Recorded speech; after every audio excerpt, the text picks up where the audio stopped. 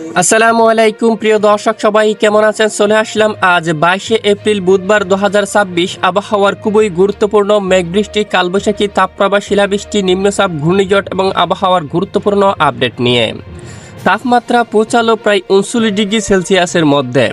দেশের উপর তেমন ঝড় বৃষ্টির দেখা নেই। দেশের দক্ষিণাঞ্চলে বইতেছে দমকা জোড়া হাওয়া, তা কমে আসতে পারে। তবে চলতি মাসের শেষের দিকে জেলায় জেলায় শক্তিশালী কালবৈশাখী ও বজ্রবিদ্যুৎ সহ ভারী বৃষ্টি নিয়ে দুঃসংবাদ জারি করলো আবহাওয়া অধিদপ্তর। বিশেষ করে চট্টগ্রাম বিভাগের উত্তরাঞ্চলে, রাজধানী ঢাকা বিভাগের অধিকাংশ এলাকায়, রংপুর, ময়মনসিংহ এবং সিলেট বিভাগের বেশিরভাগ এলাকায় হালকা থেকে মাঝারি এবং কোথাও কোথাও তীব্র বজ্রবিদ্যুৎ সহ মাঝারি থেকে ভারী বৃষ্টিপাতের সতর্কতা রয়েছে। এদিকে আজ দেশের আকাশে প্রবেশ করছে হালকা মেঘমালা।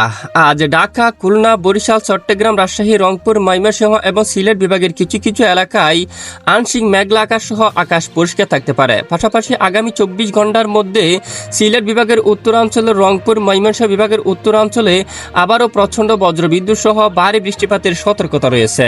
প্রিয় দর্শক, এই মুহূর্তে আমরা সরাসরি আবহাওয়ার ইউরোপিয়ান মডেলে চলে আসলাম। দেখতে পাচ্ছি আগামী রবিবার 26শে এপ্রিল থেকে বাংলার আবহাওয়ায় আসতে চলছে বিরাট বড় পরিবর্তন। জেলায় জেলায় শক্তিশালী কালবৈশাখী ও বজ্রবিদ্যুৎ সহ ভারী বৃষ্টিপাতের দুঃসংবাদ রয়েছে। ইতিমধ্যে আবহাওয়ার পূর্বাভাস মডেল রিপোর্ট অনুযায়ী দেখা যাচ্ছে, এদিকে দেখুন বিশেষ করে ফরিদপুর, ঢাকা, তারপর বালিয়াকান্দি, তারপর এখানে ধামরাই অঞ্চল এবং নরসিংদী, তারপর কাপাসিয়া, ব্রাহ্মণবাড়িয়া, আগরতলা, এদিকে নাসিরনগর অঞ্চলে হালকা থেকে মাঝারি এবং বিক্ষিপ্ত বজ্রসহ বৃষ্টিপাত হওয়ার সম্ভাবনা রয়েছে। উত্তরবঙ্গের গুয়াহাটি, তারপর গোলাপাড়া, টোরা এই অঞ্চলে, বাংশি, বৌকো, তারপর ডুবরি এই এলাকাগুলোর উপরও বজ্রসহ বৃষ্টিপাত হওয়ার সম্ভাবনা রয়েছে। পাশাপাশি আগামী সোমবার 27 এপ্রিল নাগাদ দেশের উত্তরাঞ্চলে ধেয়ে আসছে প্রবল শক্তিশালী কালবৈশাখী, বজ্রবিদ্যুৎ সহ ভারী থেকে অতি ভারী বৃষ্টিপাত। তখন বিশনবাপুর, সিলেটের দিকে প্যানারবাগ, চাতকবাজার, জগন্নাথপুর এবং নেত্রীগুনা, বাঘমারা অঞ্চলে, ফুলপুর অঞ্চল, তারপর নালিতাবাড়ির উপর এবং ধালু, এদিকে রয়েছে বাহাদুরবাদ, রাজীবপুর, গাইবান্ধার দিকে,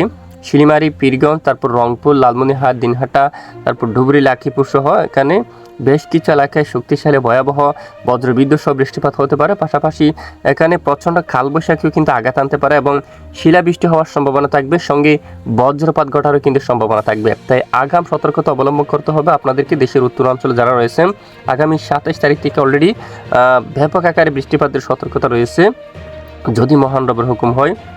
এবং এদিকে দেখুন আমবাসা, শিলচর, মগিয়াবাড়ি, উদয়পুর, ত্রিপুরা রাজ্যের একাধিক এলাকায় শক্তিশালী বজ্রসহ মাঝারি থেকে একেবারে ভারী বৃষ্টিপাত হওয়ার সম্ভাবনা রয়েছে।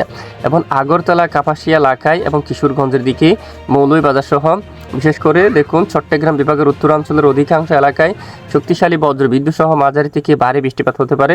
এবং এদিকে চট্টগ্রাম বিভাগের উত্তরের বেশিরভাগ এলাকায় খাগড়াছড়ি, সেনবাগ, তারপর ফটিকছড়ির দিকে, আমরাপুর এবং এদিকে দেখুন ছাগলনাইয়া, ফেনী, তারপর এদিকে রাঙ্গামাটি, দিনহাটা, লংগদু, তারপর এখানে খাগড়াছড়ি, সাজেক এই অঞ্চলে, মগিয়াবাড়ির দিকে বৃষ্টিপাত হতে পারে। পাশাপাশি আরও সতর্কতা রয়েছে ফরিদগঞ্জ, এদিকে রায়পুর, চৌমোহনী, তারপর লাকসাম, হাজীগঞ্জ এই অঞ্চলে, এদিকে বিশেষ করে মুন্সিগঞ্জের উপর ভয়াবহ বৃষ্টিপাতের সম্ভাবনা। হোমনা, ঢাকা বিভাগের অধিকাংশ এলাকায়, যেমন এদিকে দোহার, তারপর এখানে রয়েছে শিবচর এবং এদিকে মাদারীপুর, ঘুরনাদি, মুকসুদপুর, ফরিদপুর এবং এদিকে বালিয়াকান্দি, ফাংশা, শিবালয়, বেড়া, পাবনা সহ এই অঞ্চলীয় শক্তিশালী কালবৈশাখী এবং বজ্রবিদ্যুৎ সহ মাঝারি থেকে ভারী বৃষ্টিপাতের দুঃসংবাদ রয়েছে।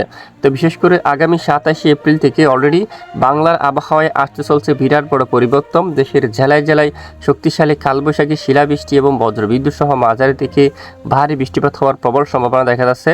তো বিষয়ে আমাদের সঙ্গে থাকবেন, আমরা পরবর্তী আপনাদেরকে জানিয়ে দেবো। সেটা 30 তারিখের মধ্যে বাংলাদেশের দক্ষিণাঞ্চল পর্যন্ত বৃষ্টিপাতের সম্ভাবনা রয়েছে। বিশেষ করে কক্সবাজার, কুতুবদিয়া, তারপর এদিকে দেখুন একেবারে চলতি মাসের শেষের দিকে ফটিকছড়ি, খাগড়াছড়ি এবং পাহাড়ি এলাকায়, বান্দরবান সহ এখানে অধিকাংশ এলাকায় শক্তিশালী বজ্রসহ মাঝারি থেকে ভারী বৃষ্টিপাত হওয়ার সম্ভাবনা রয়েছে। প্রিয় দর্শক, এ হচ্ছে মূলত বৃষ্টিপাতের পূর্বাভাস। আর ইতিমধ্যে দেশের তাপমাত্রা আজকে প্রায় 39 ডিগ্রি সেলসিয়াস করে দেখা যাচ্ছে। রাজশাহী বিভাগের কিছু কিছু এলাকায় তাপমাত্রা পৌঁছালো প্রায় 39 ডিগ্রি সেলসিয়াসের ঘরে, যেমনটা দিকে পাবনা, সিংড়া, রাজশাহী প্রায় 39 ডিগ্রি সেলসিয়াসের তাপমাত্রা রয়েছে, সিরাজগঞ্জের দিকেও এবং বগুড়া, মহদেবপুর এখানে তাপমাত্রা প্রায় দেখুন 37 ডিগ্রি সেলসিয়াস রয়েছে। তারপর এদিকে শাইলকুপা, ফরিদপুর এদিকে প্রায় 38 ডিগ্রি সেলসিয়াসের তাপমাত্রা থাকবে আজ। ঢাকা বিভাগের অধিকাংশ এলাকায়, কাপাসিয়ার দিকে দেখুন প্রায় 38 ডিগ্রি সেলসিয়াসের তাপমাত্রা। বরিশাল, ঝালকাঠি, পটুয়াখালী, মঠবাড়িয়া, কলাপাড়া অঞ্চল এখানে, তারপর শিবনগর, সুন্দরবন এখানে, কইরা, সাতক্ষীরা, খুলনা প্রায় 37 ডিগ্রি সেলসিয়াস এবং কিছু কিছু স্থানে প্রায় 38 ডিগ্রি সেলসিয়াস পর্যন্ত তাপমাত্রা থাকবে আজ। এছাড়া এদিকে দেখুন সেনবাগ, তারপর সন্ধিপাতিয়া এখানে তাপমাত্রা 30 ডিগ্রি সেলসিয়াস থাকবে। সেনবাগ, মতিরহাটে 36 এবং 32 ডিগ্রি সেলসিয়াস। ফরিদগঞ্জে প্রায় 35 ডিগ্রি সেলসিয়াস পর্যন্ত তাপমাত্রা থাকবে। এখানে কাকড়াছড়ির উপর প্রায় 36 ডিগ্রি সেলসিয়াসে থাকবে। ফটিকছড়ি, চট্টগ্রাম প্রায় 32 ডিগ্রি সেলসিয়াস এবং পাহাড়ি অঞ্চলে 33 থেকে 36 ডিগ্রি সেলসিয়াস পর্যন্ত সর্বোচ্চ তাপমাত্রা থাকার সম্ভাবনা রয়েছে। আর আপাতত বঙ্গোপসাগরের দিকে যদি আমরা একটু নজর করি, ইতিমধ্যে দেখুন আজ বুধবার 22 এপ্রিল উপকূলীয় কিছু কিছু এলাকায় দমকা বাতাস বইতে পারে, ঝোড়ো হাওয়া। এখানে চট্টগ্রাম বিভাগের কিছু কিছু এলাকায় 40 কিলোমিটার পর্যন্ত বাতাস প্রবাহিত হতে পারে। এবং এরপরে আগামীকাল যদি আমরা দেখি, বৃহস্পতিবার 23 এপ্রিল থেকে কমে যাওয়ার সম্ভাবনা দেখা যাচ্ছে। বিশেষ করে দেখুন দমকা বাতাস কমে যেতে পারে। আর এদিকে বঙ্গোপসাগরে যদি দেখি কোনো নিম্নচাপ ঘূর্ণিঝড় তৈরি হবে কিনা, আপাতত ইতিমধ্যে বঙ্গোপসাগরে নতুন কোনো নিম্নচাপ বা ঘূর্ণিঝড় তৈরি হওয়ার সম্ভাবনা নেই। তবে মে মাসের শেষের দিকে বঙ্গোপসাগরে একটি নতুন ঘূর্ণিঝড়ের আভাস পাওয়া যাচ্ছে। তো পরবর্তীতে সেটি কোন দিকে যায় বা কোথায় আঘাত আনে, অবশ্যই আমরা পরবর্তী আপনাদেরকে জানিয়ে দেবো। আমাদের সঙ্গে থাকবেন। এতক্ষণ আমাদের সাথে থাকার জন্য অসংখ্য ধন্যবাদ।